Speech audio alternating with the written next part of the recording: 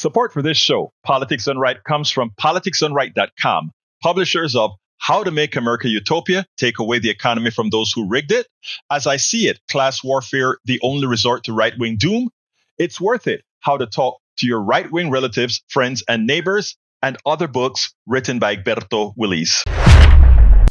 Welcome to Politics Done Right. My name is Egberto, Willies, your host. Good morning, Houston. Good morning, Harris County. Good morning to the great state of Texas, and good morning to the United States of America.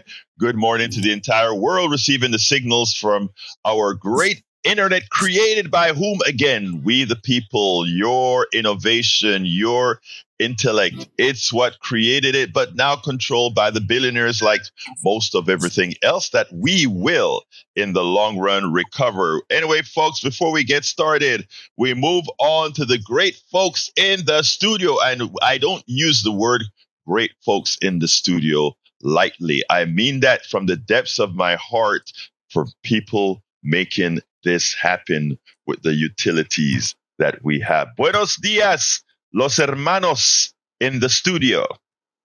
The utilities of tin cans and string. The marvel of it. And the Dr. Frank can and string that makes it all work. Well, no, heavens. I just put wires together and pray. That's about what I do. Thursday, the 13th of March, 2025, just a little after 6 o'clock in the morning, and we are KPFT Houston. And let's see, I have nothing to rant about today, mainly because I've been staying away from the news.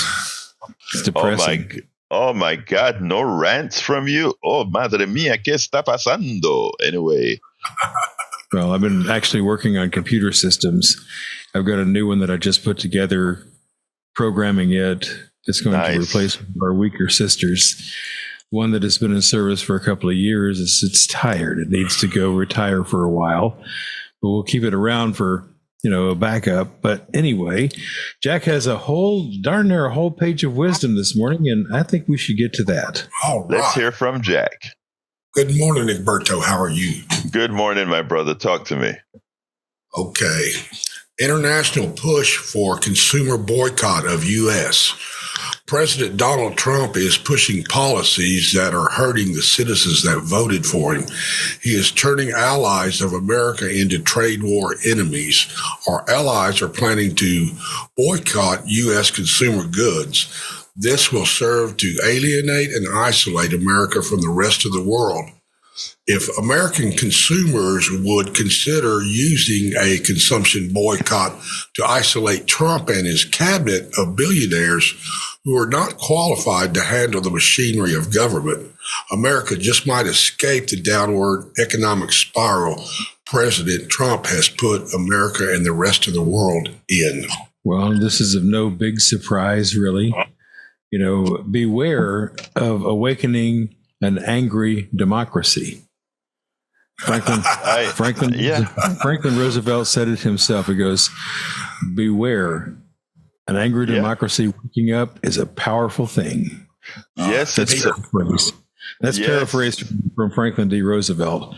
But, if you look back, and I'm starting to look back at Roosevelt's policies, this man was incredible. Yeah. He said, I've got a depression. I've got a country that's in a mess. I've got to get it out. So where's the next FDR? Because Trump ain't going to be in office that long.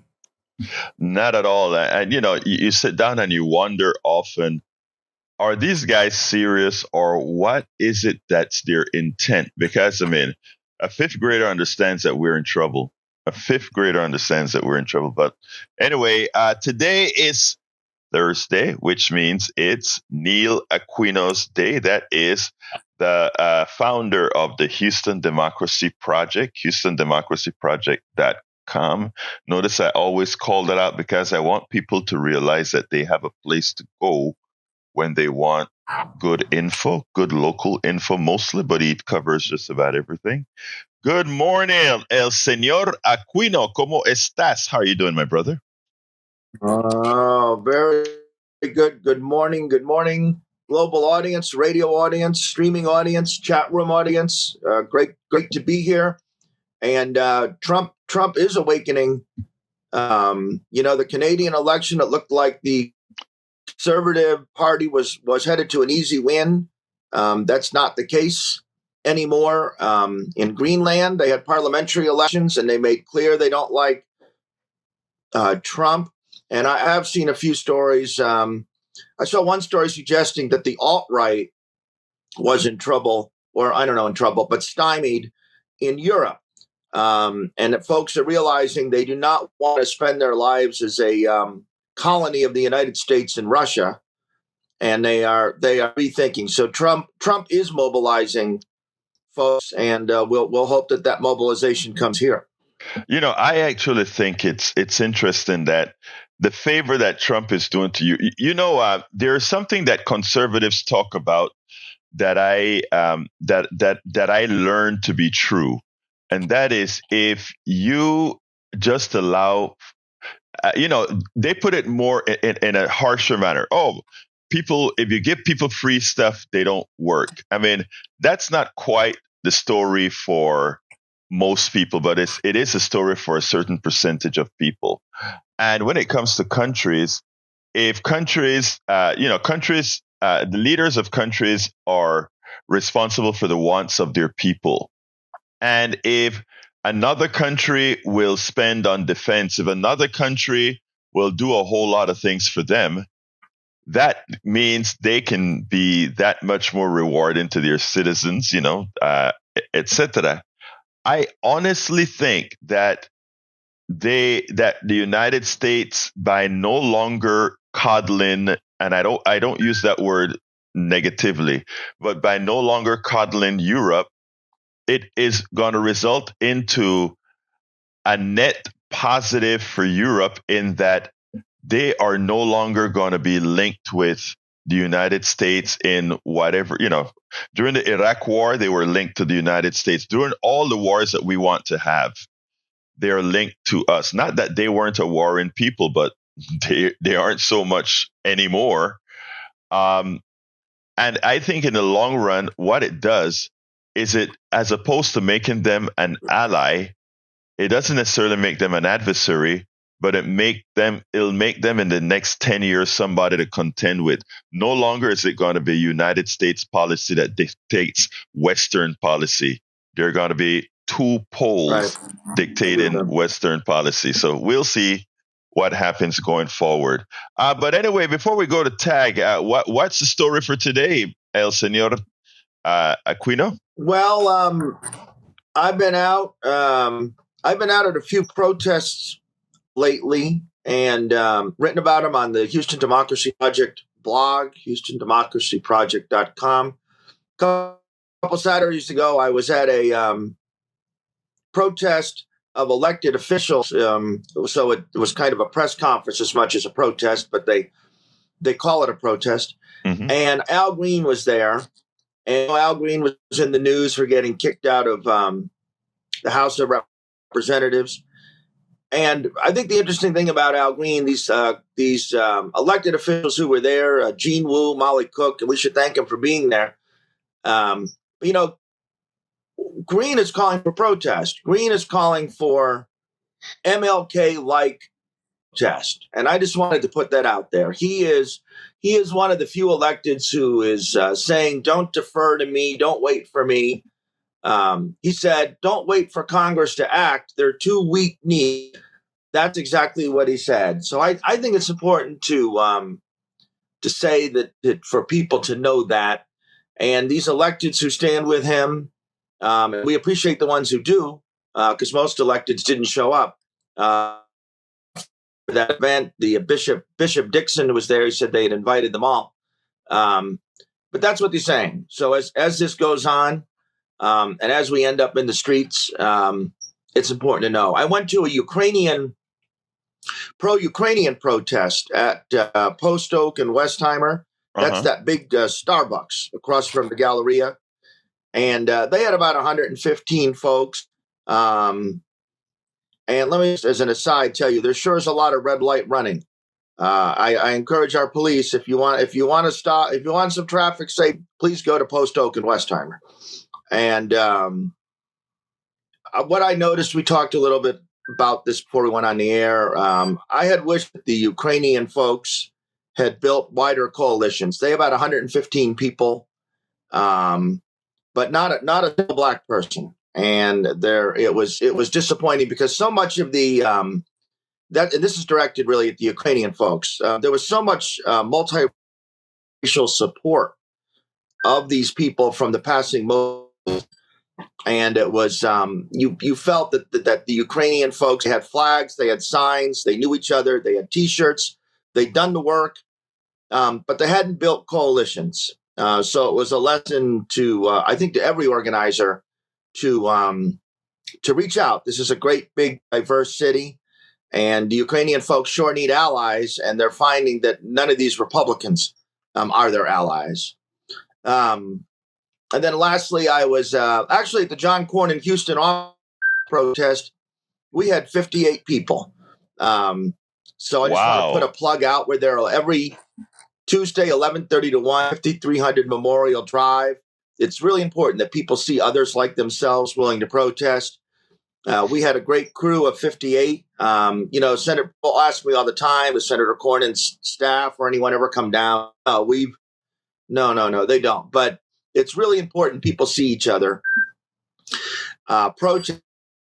And then lastly, I was at a Tesla dealership yesterday at 9633 Westheimer. And this was organized by a woman named Marcia with the indivisible Katie Huddle. So they're up there in Huddle, Katie. They're up there in Katie. And I say Hubble, I see these NASA science cuts that they're talking about of 50%. And I'm like, the Hubble telescope is still up there, and Webb, and I look at the Webbs regularly at NASA, and they will write little essays about what they've discovered. And the idea, I just keep waiting to hear that Hubble and Webb, that the staffing has been cut for those things. And I encourage people to go to the website, look at that stuff, and speak up about that. So I stumbled into that observation, but. I wonder how many NASA engineers down in Clear Lake voted for Trump. Probably most of and them. They're regretting it now. It's amazing because I remember when they. Go ahead. I'm sorry. No, go ahead. I when I worked at NASA, it just surprises me because I can't understand. I used to have this little thing that I said, if the country were run by engineers, just fact-based and numbers and all of that, things would be better. But in learning, in protesting, in being an activist, I learned how powerful it is for ideology and a lot of other factors to supersede factual-based information. I just have to look within my family a whole lot of times to understand that intellect and ideology too often are in conflict, and too often ideology wins. Go ahead, brother. That is reminiscent, and I think of police unions, right, in terms of ideology and what's best for them. We at the Cornyn protest, and we had an officer come and kind of bug us 2 or 3 weeks ago about some really, really ridiculous stuff. And this officer says, so we're there, and the officer's bugging us about something really dumb. And a woman's at the stoplight, and she yells, F the police at the officer, right? Just when he's standing there. And I say, officer, we didn't yell that at you. We didn't yell that at you, officer. And he says, well, that's apparently the kind of people you attract. And I said to him, well, sir, I drove by the police union twice during President Carter's period of mourning, and I didn't see the flag at half-mast, but I'm not laying that on you, officer. And I said, if you want to know, I didn't hear your union object to the release of the January 6th cop beaters. And I told him, if you want to know who hurts police officers, it's when police officers were dying of COVID, and you all resisted across the country mask bans. So I said, if you want to find someone anti-cops, just go down to your union hall. And he took that in before he takes me in. someday. But that's what we told him. But the idea of ideology trumping, every time I accidentally use that word, I regret it, trumping. But the idea of ideology getting ahead of interest or getting ahead of intellect is something I think about with police unions. And then, so I want to make the point with the Tesla dealership.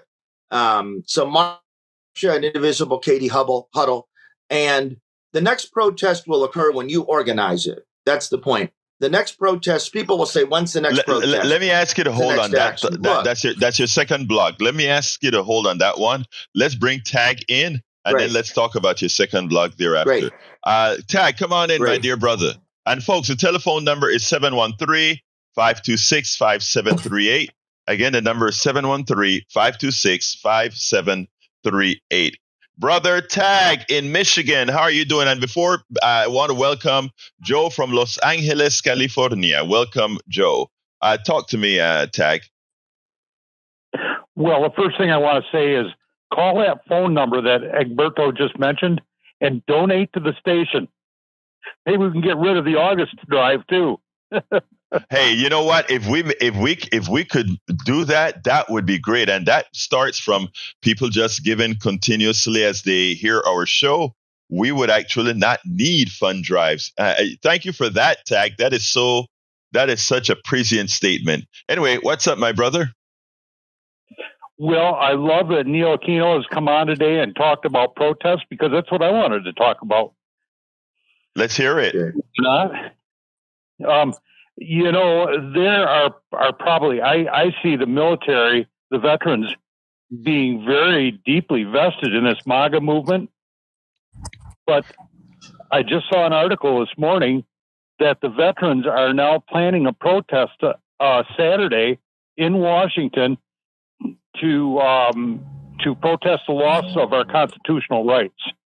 And I think it's very important that we start watching the veterans and maybe even going to Washington and supporting them in their protests.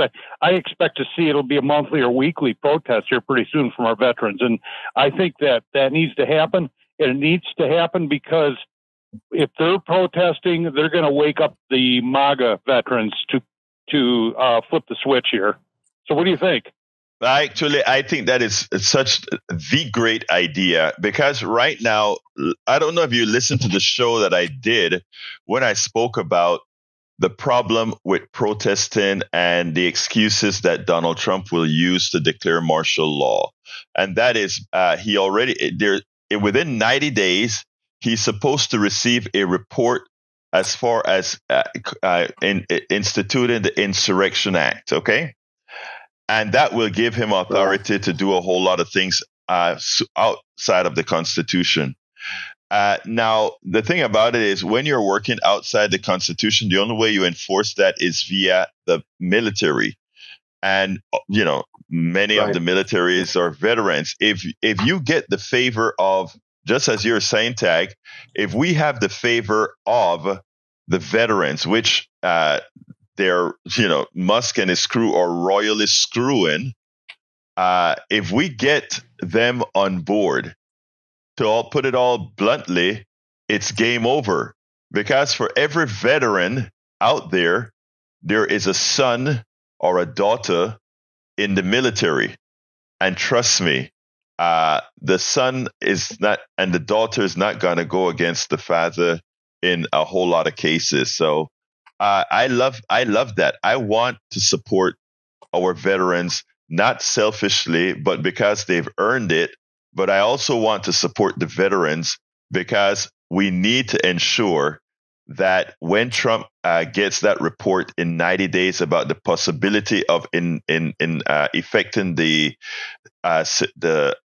Insurrection Act, that he doesn't have the support of the military. We have to engage all. Anything else, Tag? But yes, you're right, sir. Let me address Tag's comment. I'm sorry. Go ahead, Tag. Go ahead. No, go ahead, Neil, and then I'd like to make another comment, but go ahead. So just right to your point, nowmarch.org, and I don't know. I don't know who these folks are. We've had this so often. The 50501. I have a sense now of who they are, or the economic boycott. These things are coming out of the blue. But if you go to nowmarch.org, and I had heard about this in other places, there's a 50-state protest of veterans on the 14th, and then also at Capitol. They say they're doing it on March 14th because it represents Section 3 of the 14th Amendment, that insurrectionists should be barred from office. But there is a veterans protest on March 14th. If you're nowmarch.org, and I saw a story yesterday that Trump is holding a speech or an address at the Justice Department on Friday about law and order. So that can only be depressing. But that 90-day, that Insurrection Act, martial law, he's going, and Patel will be there, and the Attorney General. And I absolutely agree that this is where this is headed. And thank you, Trump voters. Right. Before you answer, Tag, I want to address Eric Hayes in the chat, because this is how, with respect, Eric, but this is how gullible many on the right are. Eric says, why do progressives project and accuse one side of something that has not occurred and will not happen? This goes against benefits and martial law. It is just rhetoric. Again, I constantly ask these folks, why don't you just listen and go ahead and review the facts?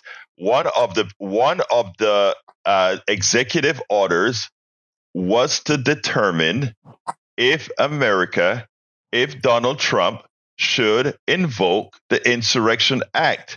That is not rhetoric. That is actually one of the executive orders, and you can look it up. And why would one ask if he can institute at this point the Insurrection Act? That's because more than likely he wants to use it. In fact, we don't have to consider rhetoric when he actually said, when he asked, when there were the Black Lives Matter protests and other protests during his administration, when he asked the military to intervene, shoot them in the legs. Why can't we just shoot them in the legs? Why can't we just fly helicopters over them to disperse them, which they did in Washington, D.C.? These are not questions or rhetoric. This is what either has happened or what he has done. And again, it is something that we better be prepared for, because once he institutes an Insurrection Act, the Constitution is no longer apropos. Go ahead, Tag. So I just wanted to reiterate what Neil said, march1.com or .org, I mean. Yes. marchnow.com. March now. Yeah. Now March. Excuse me. Nowmarch.com. Nowmarch.com. Excuse me. Okay. Yeah. The only way we're going to remember it is if we hear it over and over and over again. And I appreciate you talking about that, because it's important that it's not only in Washington, but it's also in all the state capitals. I think that's just great information to have. And I still can't remember it. Say it one more time, Neil. Okay, let me back up, because Neil said .com. .org. Yeah, .org, not .com. .org. I'm sorry. Yeah, .com takes you somewhere else. Every time. It's nowmarch.org. Excuse me. Nowmarch.org. Excuse me. Nowmarch.org. Nowmarch.org. Yeah. And the last thing I want to say is that I hope that everything that's supposed to happen on Friday the 13th happens to Trump and MAGA tomorrow. There you go, boy. Well, thank you very much, Tag, and you have a wonderful rest of your day, sir. All right? Okay, thanks. Bye. All right, let's get to Bruce. Come on in, Bruce, line number 2. Good morning, Egberto. Good morning, my friend. Talk to me. Yes, I didn't call in yesterday because your show was so excellent. I didn't want to interrupt it with my dumb stuff. But anyway. Wait. First of all, thank you. Secondly, you never come on here with dumb stuff. And for all of those that are listening, if there's something that you really want an answer to, or something that you want to put out there, this is a people's program, man. 713-526-5738. Continue, my brother Bruce. Yeah, but something at the end of your show irritated me to where I had to call in today. So I have about 3 or 4 quick statements to make. When someone tells you to go back to another country, they're talking about countries that are dictatorships or oligarchies or both, which is what Trump is trying to set up. So they should be first in line to protest here. It's not only a right, it's a responsibility to stand up for democracy. The books by Orwell, Animal Farm in 1984. An Animal Farm, the pigs are all partying in the ranch house. That's what these oligarchs and Trump look like to me. That's what it looks like in a dictatorship to me. We're not going to be boxed to the horse. In 1984, with no dissent, you had to accept Big Brother. Big Brother knows everything. Donald Trump's not my big brother. We have nothing in common except maybe both of us have been called Bud Ugly. And then the other thing I need to say is during the Carter, Clinton, Obama, Biden years, I heard a lot of dissent from the right. And I never walked up to one person and said, "You don't like it, get out, pack your bags, there's the door." I didn't. All right. But when they want to complain, it's like, "You don't like it, get out." That's wrong. And the other thing is nobody has told me, maybe because I'm a senior and they respect seniors, or maybe because I'm white, but no one has told me to my face, "You don't like it, get out." But they say it to you, a highly educated black man from Panama. They tell you, if you don't like it, why don't you move to one of these places? Now, there's something else going on there. Let me just say, Bruce, I want to thank you. You notice I don't necessarily say it because it's just overbearing to just say, point out realities. But I'm going to tell you from a black person, from a person of color's perspective, when an older white guy like you are able to see those differences, it makes a difference. Not, first of all, it warms my heart, but number 2, you are instructional to a lot of other people's blindness. So thank you for saying that. Continue, my brother. Yeah, I like I say, I didn't have a whole lot, except when I heard that, I got ticked off, and I got a piece of paper and I even wrote a note down to myself to make sure and call in today, because they want a double standard. And I'd get so irritated by that. But I'm going to go ahead and get off. But I just wanted to tell you that's a point that I think is very important, is you have dissent on the right when we're in power, but they don't want dissent on the left. It's like, get out of here. And that's a double standard.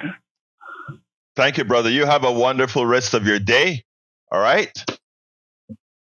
Okay. Thank you for letting me call. Bye. Absolutely. All right, Neil, your second blog that I kind of interrupted you on. Oh, no. Great. Thank you. Real simple. The next protest will occur when you organize it. It's really that simple. The protest yesterday at Tesla, where they had about 27 folks organized really with just 1 day notice. Just done by a woman and lady. Remember that the First Amendment is your permit to protest. Use your social media platform, contact your friends, think about what you want to do, where you want to go. I will hear so often the question, when's the protest? On Facebook, if I had $1 for every time I've seen where are the protests, wherever you organize it, that's where it'll be. Everyone has the capacity to act. And if protesting isn't for you, you have the capacity to organize folks going down to City Hall, going to the school board meeting, organize calls to your elected representatives. Organize something. It's not that hard. I know people have limits, but the next event, the next occurrence, the next protest will occur when you organize it. And I encourage you to do so. I think that is such an important message. I mean, I pointed out, I wrote an article this weekend titled, and it actually got a hell of a lot of traction. United progressive activists must do what the Democratic establishment has failed to do. And one of the things that I wanted to point out is that it's not going to come from these leaders. It's going to come from all of us actually going out and do that. And what I did is I separated the actions into two groups. And actually, Neil, I used in this article that I wrote, I used the activities that you are doing as an example of what groups can do. I had 5 items that activist movement organizations should do. And the one about you, I put create reasons to meet in person to fight despair and promote action. Arrange frequent events like what Neil Aquino of the Houston Democracy Project and other activists have been doing. They have been picketing Senator John Cornyn's office once a week for 422 consecutive weeks and counting. I think by now it is 423. Because I think 422 was this. Where next week will be 423. Yep. Next week will be 423, and that is one of the actions. But then I had a whole list of 5 actions for individuals to do, and I want you to take a look at that. That's in my newsletter dated March 10th, 2025, March 10th. So you can always go to politicsandright.com/ newsletter and go to that newsletter. United progressive activists must do what the Democratic establishment has failed to do. Let's go ahead and bring Brother Patrick into the discussion. Patrick, you're on. Hey, good morning. Good morning, sir. Well, I wanted to follow up, Bruce. The idea of telling somebody to leave the country is unoriginal. It doesn't show much thinking. In fact, it's counterproductive, and it is actually what is happening right now, because all of these highly trained federal workers that have committed their lives to serving us have probably had it with us and are leaving the country. And that means that they're taking a trade with them, and that they're going to strengthen a different economy and a different country, while this one further weakens. We are exporting our brightest, and for some reason, the most mediocre people around us think it's good. That's all I have to say. Oh, and you have a message for Brian for me. Yes. Why don't you give that message? It sounds better the way you said it. I don't remember exactly how things went down, but Brian was criticizing you for being critical of the United States. We should always be critical of things that we like and we enjoy, because we want them to improve. And he made the simile between the actions that you're doing. He was saying that was going to lead to the type of government and society that they have in China, where people get scooped up and moved against their will. And that's exactly what the president's doing right now. He tried to disappear somebody 2 days ago, and he's very excited to tell us it's the first of many arrests. That arrest was unconstitutional. So we look a lot like a third world country. Yeah, Patrick scolded me yesterday. It's like, why didn't you come back with that statement? That just happened. And I'm like, Patrick, that's why we have the best callers, the best listeners on the planet. Because if I don't catch something, you will. Anyway, thank you, Patrick. See you at 3, my brother. Yes, sir. All right, let's go to Johnny. Come on in, Johnny, line number 2. Thank goodness for you guys. I swear to God. And especially your guest today, Neil Aquino.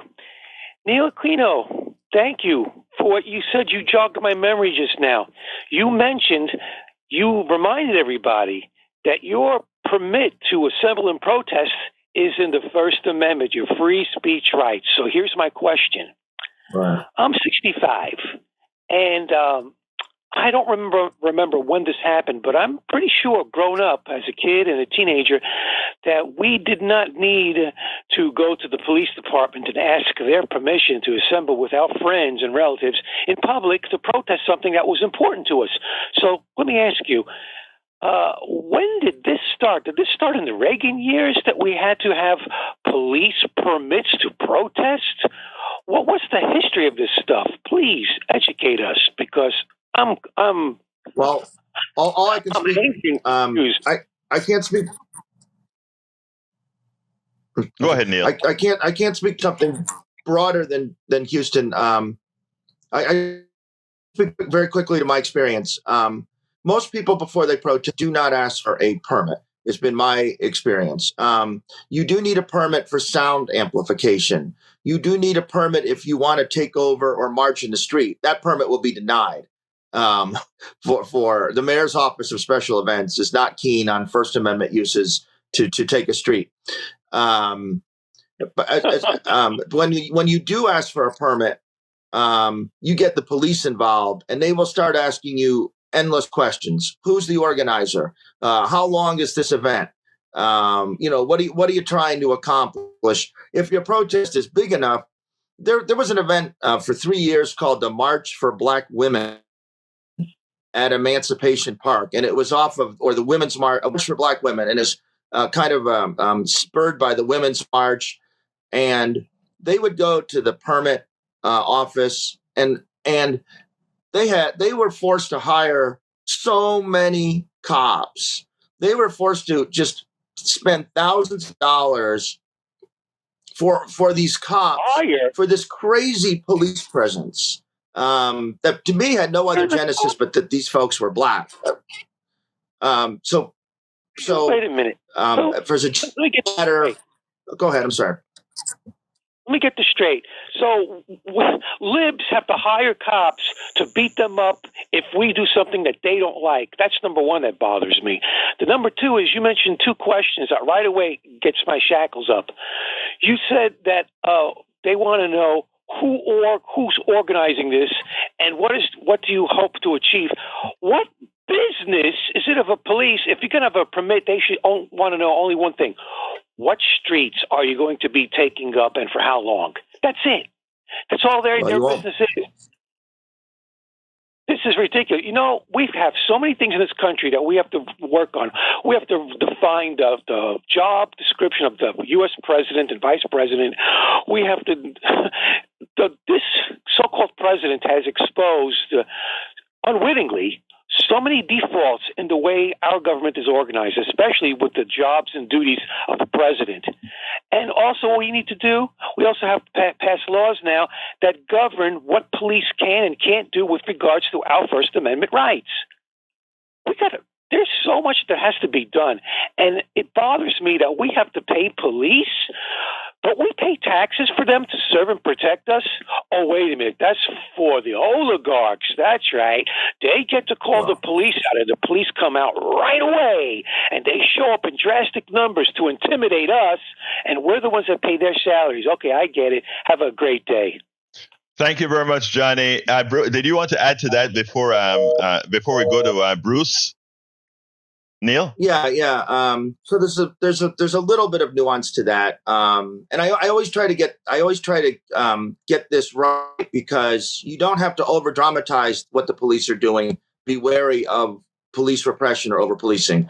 If there's a St. Patrick's Day parade coming, no matter what your event is, if you want to take a street, they're gonna ask you what you're doing and charge fees.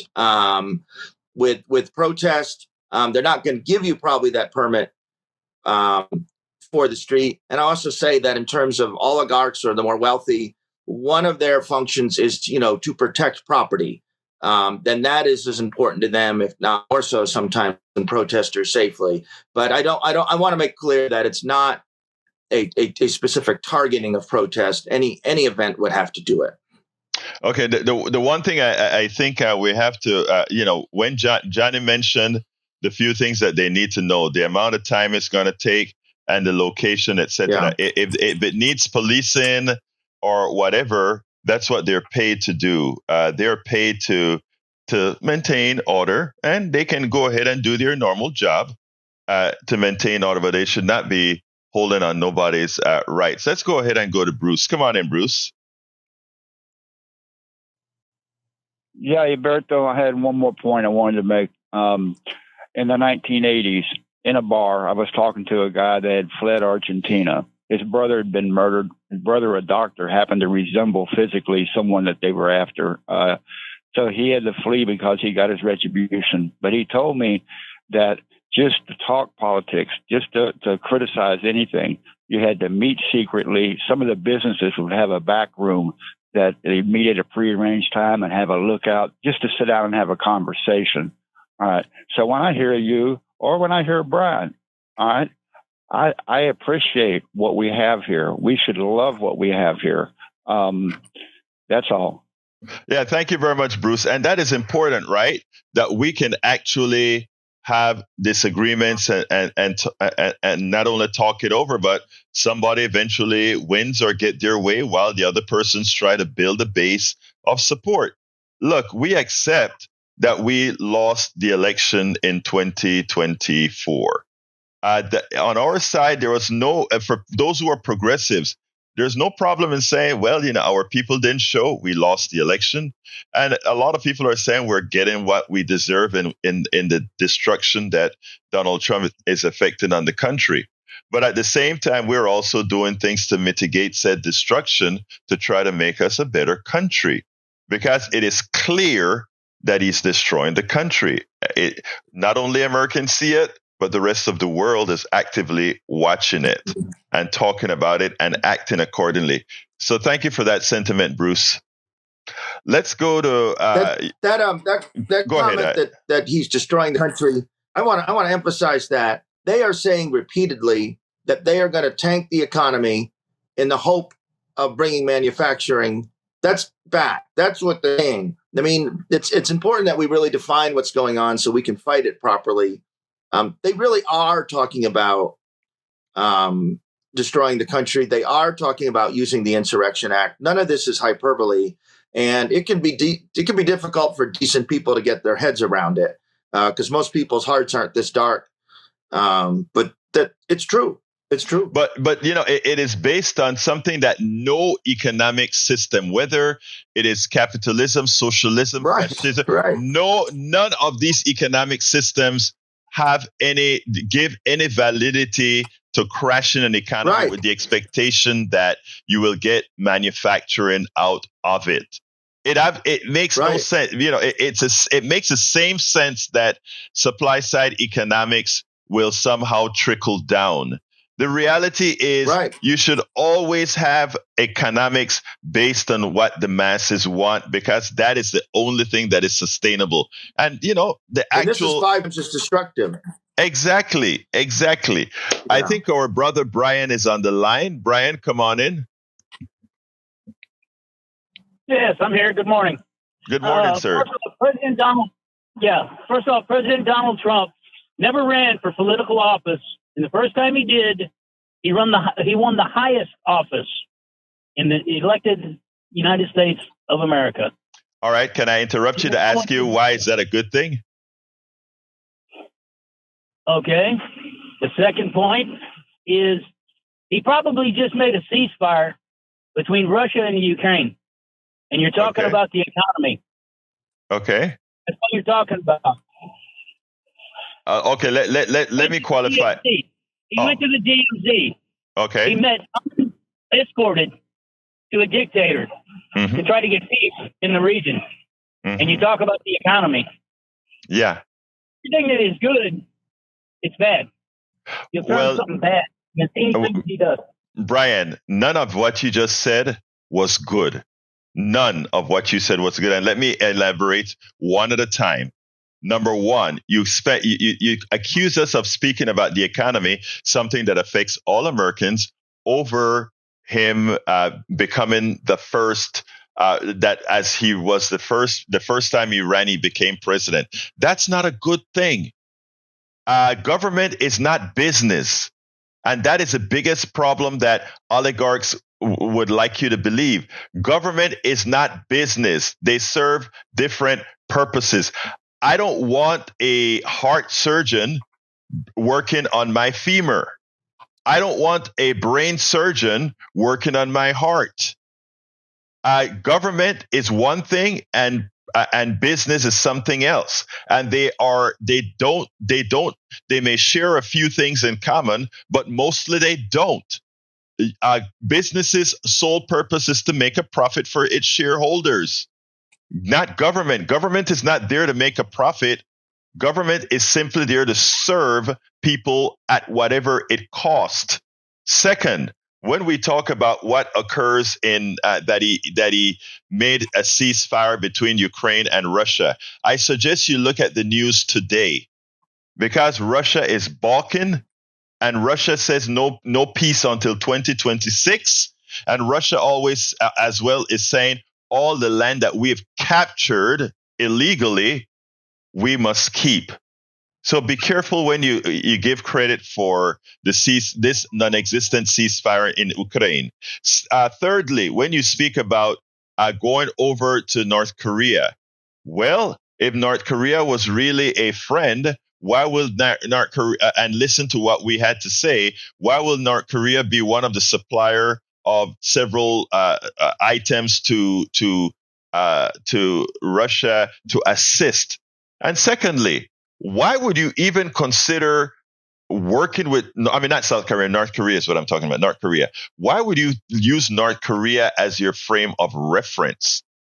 Is it that MAGA has gone so, I'm not going to use the word, that the standard is North Korea?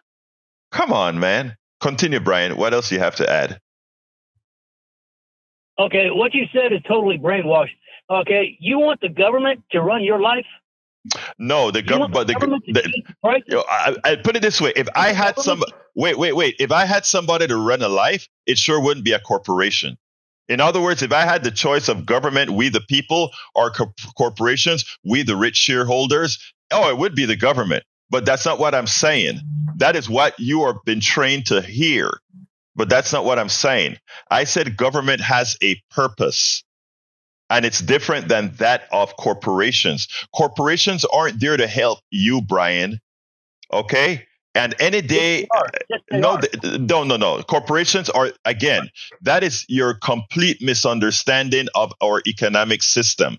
And that is, you are willfully. I do have a complete understanding. Wait, no, sir. I do have a complete understanding. My brother, may I finish?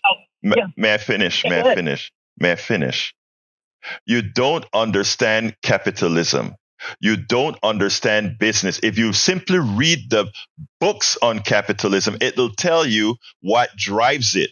And there's nothing within humanity that drives it. And if you go to a business school, they'll tell you that as well. There are external forces that they relegate. Sir, let me finish. There are external forces that relegate other things. But so no, you're absolutely wrong on that, sir. But I gotta go, Brian, because I got two other calls. The consumer drives the product. That's false again. And if you believe in supply side economics, that defies exactly what you've just said. Supply side economics says I provide the supply, and then the consumer will consume said supply. That's the definition of supply side economics. The masters tell you what to do. We'll talk tomorrow. Let's go to Augie. Come on in, Augie. Hey, good morning. Yeah, well, I was just going to call about Brian. He was talking about his wife in China, and she had to eat flaxseed.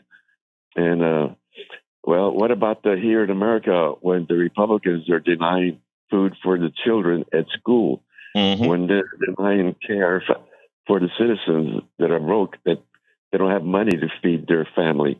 And the programs that the Republicans are cutting help feed the family, and the things that the Republicans are doing are raising the price of eggs and everything else, the products and food that people need.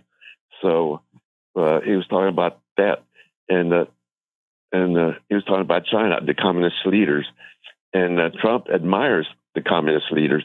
He admires how everybody stands up when they walk in and how they obey the communist leaders. That's what Trump wants. He wants us to be just like communist China, that his wife fled. And so when he's complaining about his wife eating flaxseed and fleeing communist China, that's what Trump and the Republicans are doing to the United States. Yeah, I mean, it's hard to, that transition that MAGA has made from supporting America freedom and all these things to what Trump has turned them into. I find shocking. Neil, don't you find that shocking? This transition from freedom to these communist, oligarchic, fascist loving folk now? I'll just say, my father died 14 years ago yesterday. He was a soldier in the Korean War and had taken some pride in bringing, wasn't boastful, took some pride in bringing some democracy to South Korea. And I have called our Congress people and said, now you embrace North Korea, you're spitting on my father's service. There you go. It's just unbelievable. I just find it ironic. Anything else, Augie, before I jump to Patrick? Yeah, and my father was there at D-Day and Battle of the Bulge too, and the battles in between. And he fought the Nazis. And I have guys that I went to high school with, and they were pro-Trumpers, Republicans, and they were talking about how they, they didn't go to the military during Vietnam, but I did, and they were proud of our military. And I used to say, what a bunch of hypocrites. You had a chance to serve and you wouldn't do it. You'd rather have somebody else fight.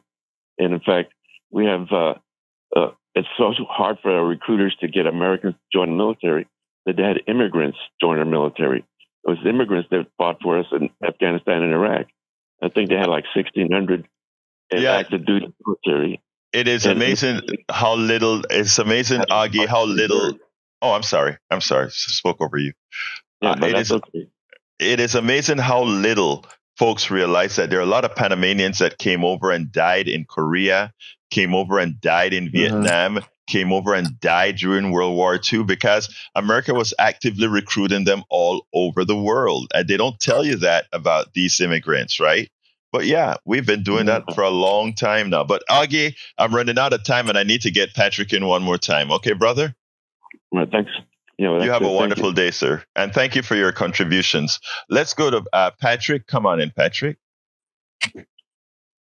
I just wanted to help out Brian. I wanted to point out that Putin has a history of using ceasefires for strategy to shore up and reorganize and replenish front lines. So if you were to cut off the supply of arms to the Ukraine and then demand a ceasefire, it would look an awful lot like you're trying to support an invading hostile dictator. And I also would like to point out that a Russian asset wouldn't be worried about meeting Putin without protection. And the KGB agent from the 90s said that he was groomed as an agent, and he's acting like an agent. And reports from both the CIA and the FBI indicated that he is a Russian asset. Trump. Yeah, we know that. But look, thank you very much, Patrick. And yes, Brad, listen to what he has to say. Thank you very much, Patrick. We're running out of time here. I see another call. I don't know if that is coming in or not, but I guess not. All right. Thank you, Patrick. Let me throw it to the studio for us to wrap up, and then I'm going to throw it to Neil to give us a closing phrase. Go ahead, studio. Okay. Well, we're here. Brian, think, man. Just stop and think. And that's all I got to say. Jack, what you got? Jack has something to say. Hey,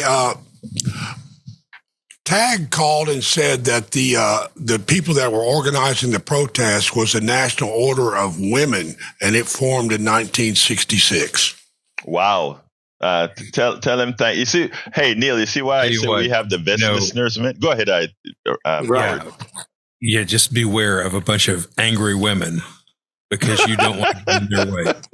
I know. I can attest to the fact that you don't want to get in their way. If you got them riled up, Holy cow. All right, back to you. All right, I want to welcome into the chat as well Alice Aaron Dreams, as well as Allison Irwin. Actually, I think that's, welcome aboard. Welcome to the chat, and thank you for the healthy conversation that's going on in there. Of course, we know Brother Hayes have some interesting things to say. Neil, give us a closer, my brother. Great. Well, thanks for having me on again each Thursday, and go to HoustonDemocracyProject.com. I write about local politics, and as I say, authoritarianism will require a local infrastructure. It's going to take local officials, politicians to implement Project 25, the Insurrection Act, all of it. So follow, hold accountable your local elected school board, city council, no matter how small your town is. And that is important, Neil, that we realize that a lot of this stuff is, in fact, going to be local. I have a little something to say here before we go out. I constantly see people in despair, and I continuously get it in emails. I continuously get it on the chats that we do for the newsletter, etc. And I want folks to realize that we are, no matter what's happening right now, we are, in fact, still a fairly solid democracy. And yes, we have somebody who is instituting authoritarianism. Yes, that's what Donald Trump is doing. He's absolutely doing that. But you still have power. First of all, he's surrounded by a lot of incompetent sycophants. That's true. And that is a double-edged sword, because these guys are, in fact, incompetent. And yes, they are yes people.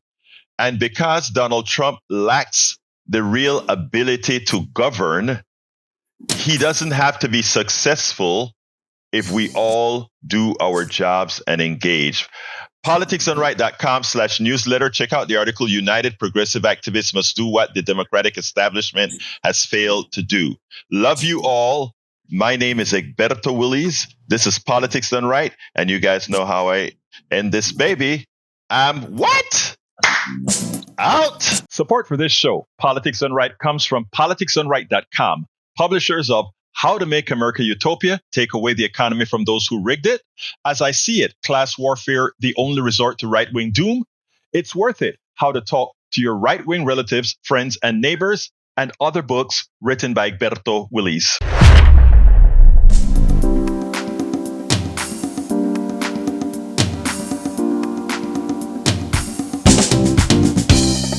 Welcome to Politics Done Right. I am your host, Egberto Willies. This is a progressive program that will take the mystery out of politics. This is the program that will encourage you